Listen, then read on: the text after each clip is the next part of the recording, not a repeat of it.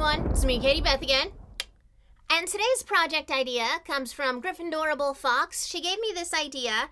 It's to test out a Scorch marker, which the idea is that it's basically wood burning without having to wood burn. So whatever you write on with this marker, you take a heat gun and it burns it into the wood, is the idea.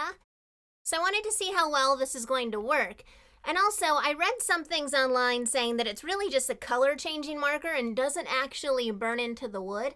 So I wanted to test that also. And also to have something to test it against. So this is the brand name one. It was $16.99 on Amazon. I got a generic one. This is a Focus Star wood burning marker. And it was about $11 on Amazon. So to test these wood burning markers out, I got these wooden circles. And with vinyl, I put my logo on it. I'm going to try to color within the vinyl to see if it can leave a scorch mark there. And then also, because I was wondering if it differs on what type of wood you use, this is more the cheap compressed wood. And then I got some more expensive actual logs chopped into pieces type of wood. So I'm going to try it on this also. So a little bit of a control group kind of thing. Now, how it works. The brand name Scorch marker does come with instructions on the back, whereas the generic one does not. It's just the marker. So I'm going to go ahead and follow the directions for both of the markers on this one.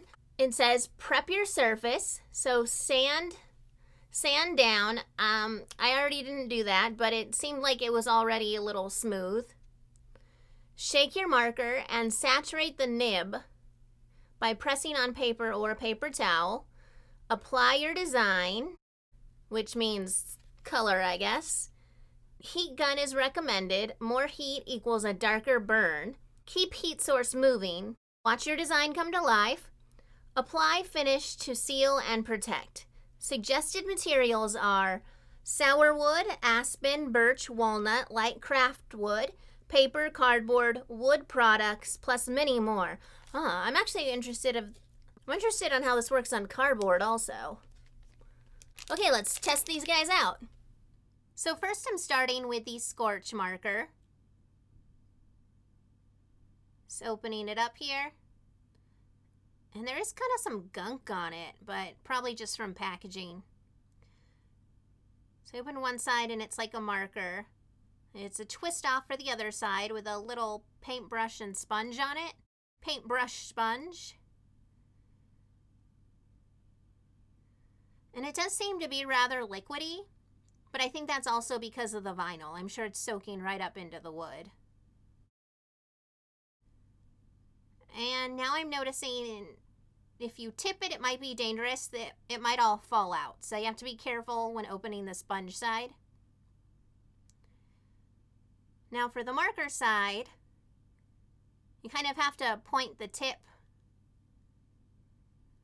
Like keep pressing down on the tip to fill it up with the marker juice.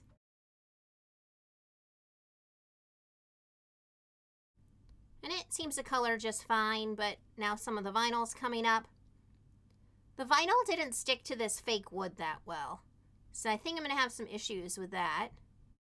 And now, so I just don't bore you too much with just watching me color, I'm going to go ahead and fast forward through this and just do some more highlighted points. Or important points. Not really highlighting. It's not a highlighter. It's a Scorch marker. So now I have the first one done with the Scorch marker. So I'm going to go ahead and use the generic one. It takes a little bit of effort to get it out of this packaging.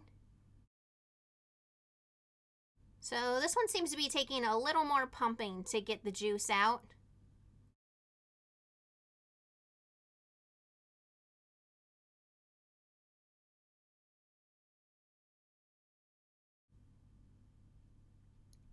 Okay, so finally it starts to fill up the tip.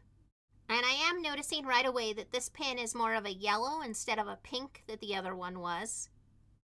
Seems to color just as well, maybe even better. And again, the vinyl just didn't stick very well on this. I think I was using bad vinyl. And maybe because it's such cheap wood, it's just not wanting to stick to it. And so the pen is actually bringing up some of this vinyl, but it wasn't stuck on there very well in the first place. So I'm just going to go ahead and color in this figure. So I also wanted to see how well the tips of these pens would write in comparison to each other. So I'm just going to kind of doodle on the edges of these for each side and see how they compare to each other. And now I'm going to go ahead and color in the real wood one. And so I don't just keep wasting pieces of wood, I'm going to color in half of this skull with one of the markers and the other half with the other. And then see how that works out. So now I get the heat gun out. And I'm trying with the brand name Scorch marker first. And I didn't really give these a ton of time to dry. It seemed dry enough on the wood, just on the vinyl it was a little sticky still. And now I'm noticing that the heat gun is melting the vinyl. So I probably should have taken the vinyl off first. So I'll just go ahead and try that now, a little afterthought. And it's quite melted. But it seems to have done its job pretty well. So I'm having trouble getting all of the vinyl off. So I think I just might give up because I'm pretty sure this is just going to be a sample piece and I'm not going to be able to use it for anything else, really. Okay, with my lesson learned now, I'm going to go ahead and take the vinyl off of the other pieces of wood before I start drying them with the heat gun. It just seems a little smarter now that I've realized what my mistake was. So now I'm going to go ahead with my heat gun on high. It is starting to brown finally.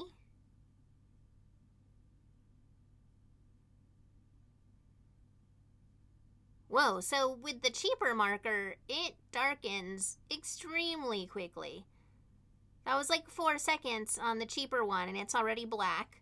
Whereas I go back to the more expensive marker and it's really taking its time to get dark. And now I do the half and half one, and right away the cheaper marker side is already black. And the expensive marker time is, the expensive one is just really taking its time to darken. So now I'm going to add another test to this. Since the vinyl didn't work out too well for me, I'm going to go ahead and just use writing and see if it'll smear or pretty much stay in really neat writing. I like how neat and easy it is to write with the cheaper marker. I was also wondering if I layer the marker, if it would come out darker or if it would still be the same shade. So I'm going to do just a light square and then try to do a darker square of each marker. Second one, I'm really trying to put a lot of liquid on so it gets that darker shade, hopefully. Now I did move my workstation over to the stovetop so the stovetop fan can suck up any excess heat I'm creating. And I've got the heat gun on high on the more expensive marker. It is starting to brown. And I have fast forwarded this video, so it does take a lot longer than this. Except it does seem pretty instantaneous on the cheaper marker. It just heats right up. So these are the two. Now you can notice on the more expensive marker side, it took so long to heat that side to get it to darken up that it did kind of burn the wood. And also I was wondering how deep exactly this burn is. So I just took a toothpick and now I'm just kind of scratching it in to see if the burn scratches off or really stays on there. And to an extent it does seem like charcoal, like the top part is a little charcoaled on, but it does seem to be actually pretty well burned into the wood. So now I'm just going on with a water test to see if it washes off. Because if it's a marker, it might wash off, but if it's actually burned in there, it's probably going to stay on. And it actually does seem to be staying on pretty well. I actually did give it quite more of a washing in addition to this as well. And for the sake of testing, I wanted to go back with the other piece of wood and see how well writing worked on real wood. So first I wrote with the Scorch marker, and next I'm going to write with the cheap marker. And I'm writing their own brand names on them, just so I know for sure later which one they were. And additionally, I'm just doing a little swatch test again with the expensive one and then the cheap one. And then I'm going to do some squiggles. I just want to check out how much they bleed. On the cheap wood, the expensive one didn't bleed too much, but the cheaper marker bled kind of a lot. So I'm going to check with this more expensive wood. Now back to the stovetop and the heat gun on high. This wood, since it's a higher quality wood, I guess, does seem to handle the heat better. And already the focus marker, focus star, the cheaper one, is already completely black. Well, it is taking a while longer to get the more expensive marker darkened.